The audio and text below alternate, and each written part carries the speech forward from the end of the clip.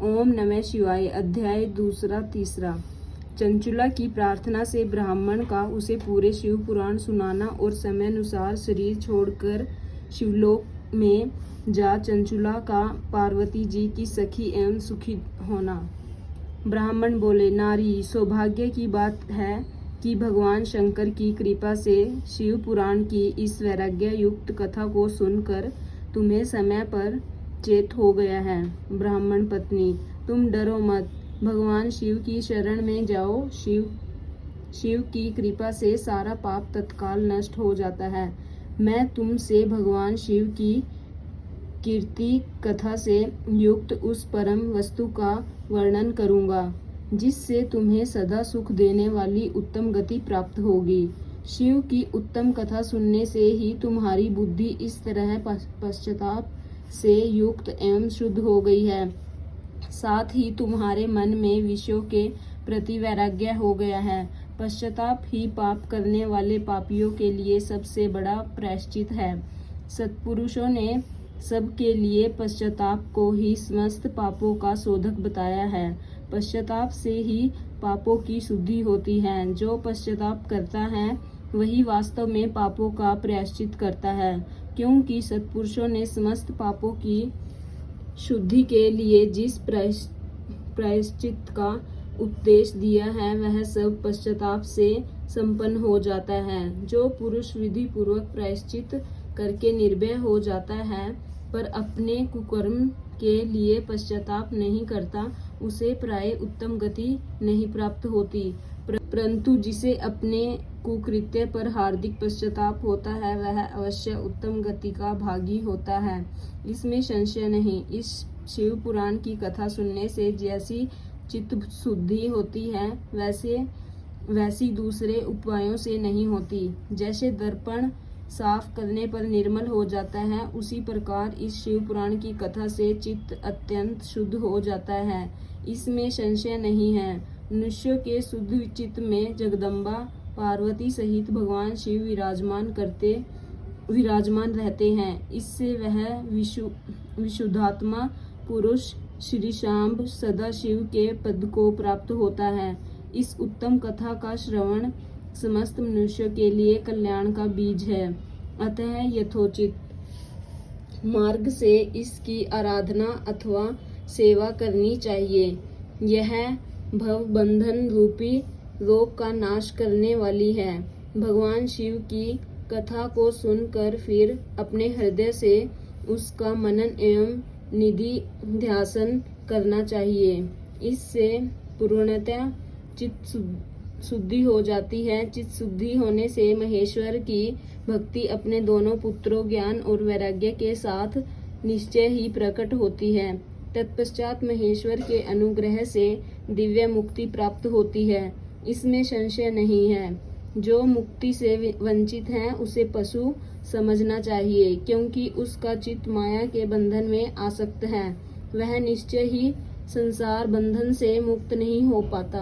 ब्राह्मण पत्नी, इसलिए तुम विषयों से मन को हटा लो और भक्ति भाव से भगवान शंकर की इस परम पावन कथा को सुनो। परमात्मा शंकर की इस कथा को सुनने से तुम्हारे चित्त की शुद्धि होगी और इससे तुम्हें मोक्ष की प्राप्ति हो जाएगी। जो निर्मल चित्त से भगवान शिव के चरणार विंदों का चिंतन करता है उसकी एक ही जन्म में मुक्ति हो जाती है। वह मैं तुमसे सत्य सत्य कहता हूँ। सूत जी कहते हैं, शौनक, इतना कहकर वे श्रेष्ठ शिवभक्त ब्राह्मण चुप हो गए। उनका हृदय करुणा से आर्द्र हो गया था। वे सुचित महात्मा भगवान शिव के ध्यान में मग्न हो गए। तदंतर बिंदु की पत्नी चंचुला मन ही मन प्रसन्न हो उठी। ब्राह्मण का उपदेश सुनकर उसके नेत्रों में आनंद के आंसू छलक आए थे। वह ब्राह्मण पत्नी चंचुला हर्ष भरे हृदय से उन श्रेष्ठ ब्राह्मणों के दोनों चरणों में गिर पड़ी और हाथ जोड़कर बोली, मैं कृतार्थ हो गई। तत्पश्चात उठकर वैराग्य युक्त उत्तम बुद्धि वाली वह स्त्री जो अपने पापों के कारण आतंकित थी, उन महान शिवभक्त ब्राह्मण से हाथ जोड़कर गदगद वाणी में बोली। चंचुला ने कहा, ब्राह्मण, शिव भक्तों में श्रेष्ठ स्वामिन आप धन्य हैं, परमार्थदर्शी हैं और सदा परोपकार में लगे रहते हैं, इसलिए श्रेष्ठ साधु पुरुषों में प्रशंसा के योग्य हैं। साधो, मैं नरक के समुद्र में गिर रही हूँ, आप मेरा उद्धार कीजिए, उद्धार कीजिए। पौराणिक अर्थ तत्व से संपन्न जिस सुंदर शिव पुराण की कथा को सुनकर मेरे मन में संपूर्ण विषयों से वैराग्य उत्पन्न हो गया, उसी इस शिव पुराण को सुनने के लिए इस समय मेरे मन में बड़ी श्रद्धा हो रही है। सूत जी कहते हैं, ऐसा कहकर हाथ जोड़ उनका अनुग्रह पाकर चंचुला उस शिव पुराण की कथा को सुनने की इच्छा मन में लिए उन ब्राह्मण देवता की सेवा में तत्पर हो वहां रहने लगी। तदंतर शिव भक्तों में श्रेष्ठ और शुद्ध बुद्धि वाले उन ब्राह्मण देव ने उसी स्थान पर उस स्त्री को शिव पुराण की उत्तम कथा सुनाई। इस प्रकार उस गोकर्ण नामक महाक्षेत्र में उन्हीं श्रेष्ठ ब्राह्मण से उसने शिव पुराण की वह परम उत्तम कथा सुनी, जो भक्ति, ज्ञान और वैराग्य को बढ़ाने वाली तथा मुक्ति देने वाली है। उस परम उत्तम कथा को सुनकर वह ब्राह्मण पत्नी अत्यंत कृतार्थ हो गई। उसका चित्त शीघ्र ही शुद्ध हो गया। फिर भगवान शिव के अनुग्रह से उसके हृदय में शिव के सगुण रूप का चिंतन होने लगा। इस प्रकार उसने भगवान शिव में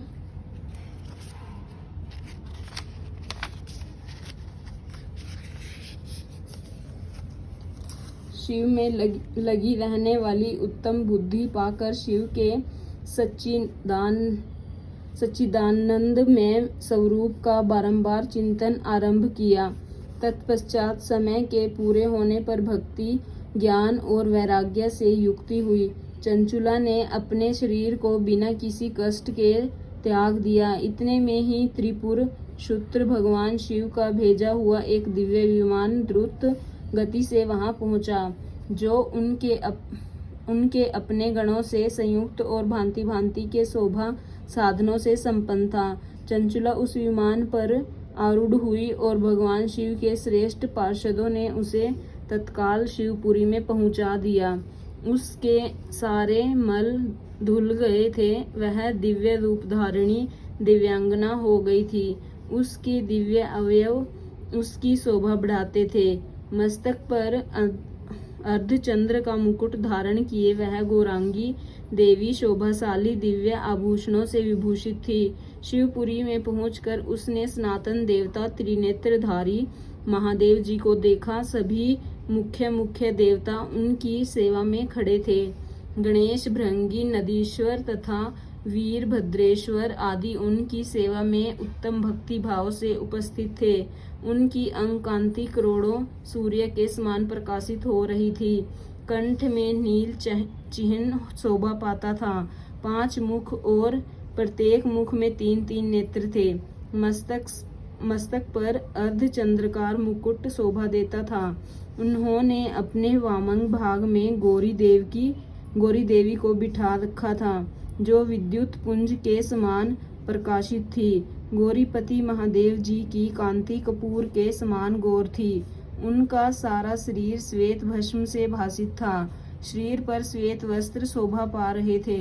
इस प्रकार परम उज्ज्वल भगवान शंकर का दर्शन करके वह ब्राह्मण पत्नी चंचुला बहुत प्रसन्न हुई। अत्यंत प्रीतियुक्त होकर उसने बड़ी उतावली के साथ भगवान को बारंबार प्रणाम किया। फिर हाथ जोड़कर वह बड़े प्रेम, आनंद और संतोष से युक्त हो विनीत भाव से खड़ी हो गई।